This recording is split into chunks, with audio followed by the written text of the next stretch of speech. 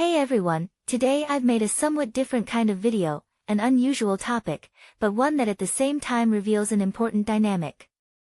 The twin flame journey is about growth and transformation, and that shows up in your own life and immediate surroundings. Even nature is affected by it, which I'm about to show you. It's actually a wonderful parallel with nature. You can see the patterns and the roots of the journey in your life when you look at it with some distance, from a broader, more encompassing perspective. This video isn't directly about the metaphysics behind it, or about explanations or guidance, even though it truly is fascinating to see how the energies manifest into lived reality, how the power of love unfolds. Maybe everything here feels very technical and scientific, mysterious, or even serious at times, so I thought I'd loosen things up a little. I'm taking you on a short trip into my garden. It's not something you take for granted, having such a beautiful little piece of nature right in the middle of a big city. It used to look very different here, much more lawn, fallen leaves, weeds.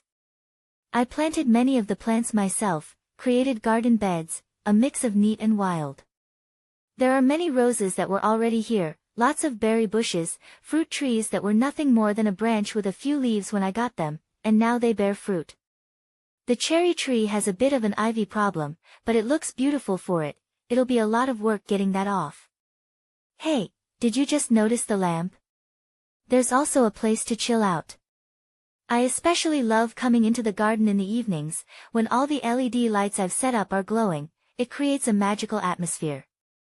The full moon is coming up soon, and when I lie in the hammock at night, the moon reflects in the windows across the way as it rises above the rooftops, a double moon, so to speak, just like this month. This year I'm setting up a little pool when it gets hot, doing some barbecuing and all that. Life has really become good. You can probably see the classic advice in action here: focus on your own life and enjoy it.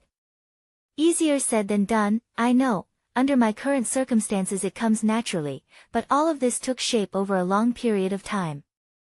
It wasn't always like this for me. But it's also a somewhat melancholy place. During the Second World War, our city was heavily bombed. The house that once stood here collapsed, and people were buried in a makeshift shelter they had built in the garden. When I dig, I still find the red bricks of that house. The garden was laid out more or less on top of those ruins. You also briefly saw the memorial grave of Elmo, my parakeet who passed away suddenly some time ago, and whose name later appeared in the URL of an uploaded video, one of the most extraordinary coincidences I have ever experienced, and also something that provides a tangible, physical piece of evidence for the supernatural, which is why I bring up that story so often. There's no haunting here though. The atmosphere is always very pleasant. It's a place of life, growth, beauty and remembrance, a place of strength and stillness in the middle of all the noise. It's also a living reminder of my twin flame journey, which led me to this magical place, because without my twin, I wouldn't be living here.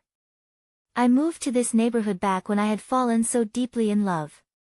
I already knew this was the right place for me when I saw my neighbor's doorbell sign.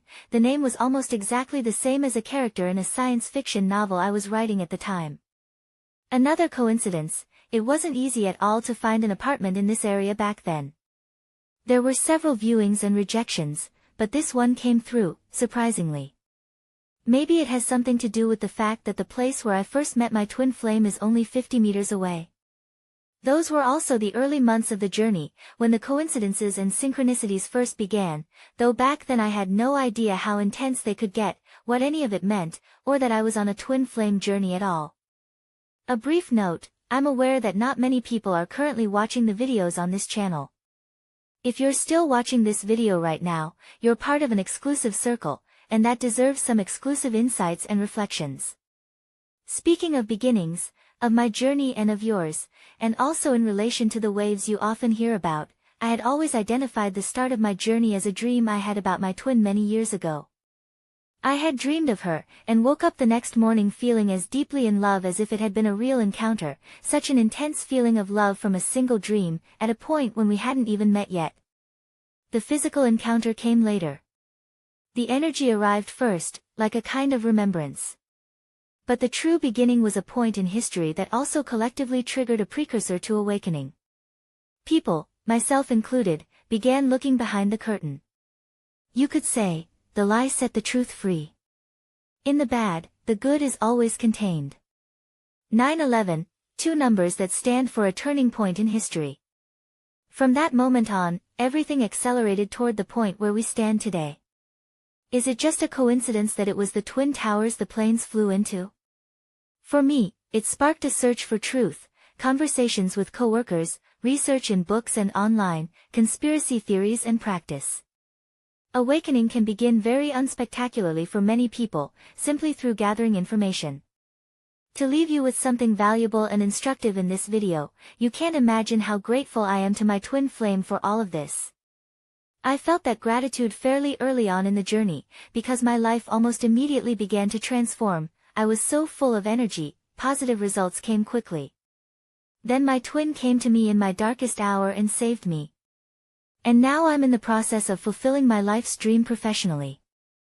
So, if you feel absolutely no gratitude toward your twin and toward the journey, then you should examine whether you're truly on this journey at all. Gratitude is an important and powerful energy, honestly felt gratitude, not imagined. It has to come from the heart. The spiritual awakening alone, with everything it encompasses, is an immense gift, perhaps the greatest one you can receive on this planet. As the good coaches will also tell you, this journey is about the awakening of the soul, about the transformation of consciousness, about growth, change and ascension. If you're on the twin flame journey, your soul will cry out with joy and gratitude, and it's that very gratitude which opens the heart. Quite literally, the heart chakra opening you hear so much about.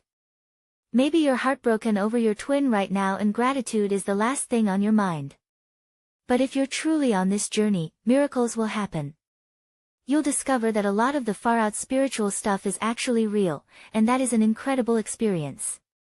Then you'll also understand that this isn't just about a romantic relationship, that this thing is so much bigger and older than that. In the later phases of the journey, you'll understand what it means to be reborn, what resurrection actually means.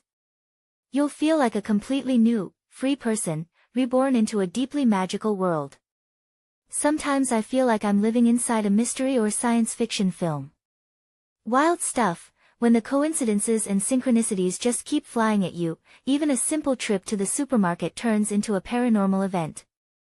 When your third eye is open, you can see things with your eyes closed, structures, entire worlds, more breathtaking than anything you've ever witnessed in ordinary reality. Okay, I'm getting carried away, let's come back to nature. You've seen what's growing in my garden. At some point I started taking care of it when the old landlady no longer could. No one else in the house has any interest in it, so it's practically as if it were my own garden. What's also interesting, up until then, I was the kind of person who mostly sat at the computer and read books, not a nerd or bookworm exactly, but that's where my interests had been since I was a young adult. The garden taught me to appreciate nature again. I learned a lot about gardening and plants. But even before that, the twin flame journey had already turned me into a very plant-oriented person.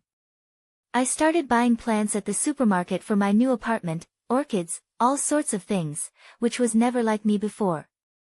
Although I always had a slight connection to plants and enjoyed being in nature, my actual key to nature had come about for a completely different reason, one through which I also learned a great deal about plants and gained a little prior knowledge for the garden later on.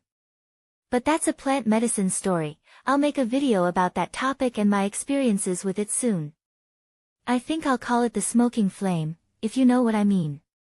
I find it deeply fascinating how connected nature is to my life.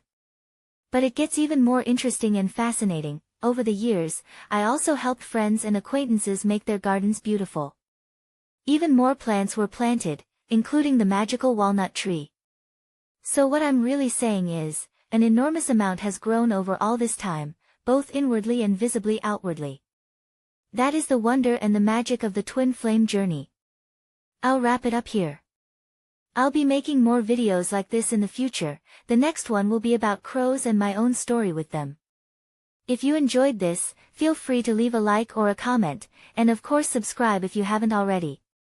Enjoy the hopefully beautiful weather, nature, and summer. See you in the next video.